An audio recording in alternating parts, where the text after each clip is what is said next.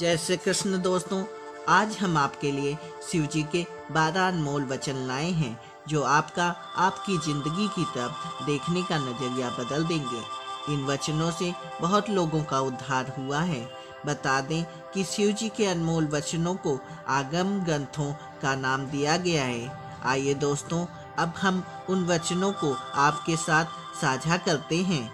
पहला वचन है, कल्पना ज्ञान से महत्वपूर्ण है। हम जो भी सोचते हैं वही रूप पाते हैं, यानी कि हमें जिंदगी में जो भी मिल रहा है वो सब हमारी कल्पनाओं का ही फल है।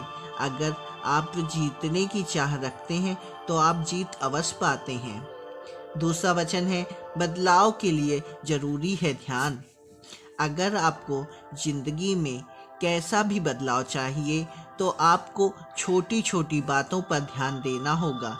सिर्फ कहने से नहीं बल्कि करने से ही बदलाव आएगा। तीसरा वचन है, शून्य में प्रवेश करो। अर्थ है कि शिव जी कहते हैं कि आधारहीन, शाश्वत, निश्चल आकाश में प्रविष्ट हो जाओ। उनका कहना है कि अपना सब शून्य में त्याग दो। चौथा वचन है, आदमी पशुवत है।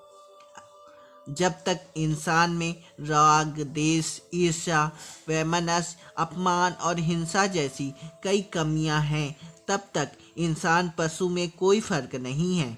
ऐसा है मानो कि इंसान का कभी विकास हुआ ही नहीं है। पांचवा वचन है, मरना सीखो। यदि जिंदगी में कुछ सीखना है तो मरना सीखो। जो मरना सीख जाता है वही सुंदर ढंग से जीना जानता है।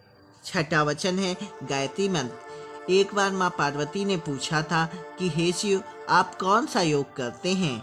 तब उन्होंने गायत्री मंत्र का ही उल्लेख किया था। सातवां वचन है, जीवन को सुखमयी बनाने के लिए भोजन और पान से होने वाला उल्लास, रस और आनंद से पूर्णता की अवस्था की भावना भरे, यही असली खुशी है। आठवां वचन है, प्रकृति का सम्मान करो। प्रकृति ने हमें जीवन दिया है। हर खुशी प्रकृति से ही मिलती है। हमें प्रकृति का सम्मान करना चाहिए। नौवां वचन है, योग की शक्ति को समझो। योग ही एकमात्र ऐसी शक्ति है जो आत्मा को परमात्मा से मिला पाती है। इसलिए योग की शक्ति को समझकर, इसका आकार स्वरूप जानकर ही आप आत्मा को परमात्मा में विलीन कर सकते हैं। इसलिए योग की शक्ति को समझना परम आवश्यक है। 10वां वचन है, अपनी तरफ देखो। ना तो पीछे देखो और ना आगे देखो। कोई तुम्हारा नहीं है। कोई बेटा तुम्हें नहीं भर सकेगा। कोई संबंध तुम्हारी आत्मा नहीं बन सकता। तुम्हारे अतिरिक्त तुम्हारा कोई मित्र नहीं है। ये शिव जी के वचन हैं। 11वां वचन है, माया को समझो। माया जो कि आपको हर तरह के दुख, ऐश्वर्य, सब कुछ प्रदान करती है। अगर आप इसी माया को समझ जाते हैं तो आप परमानंद को प्राप्त कर सकते हैं। 12वां वचन है, अपनी जागरूकता का विस्तार करो।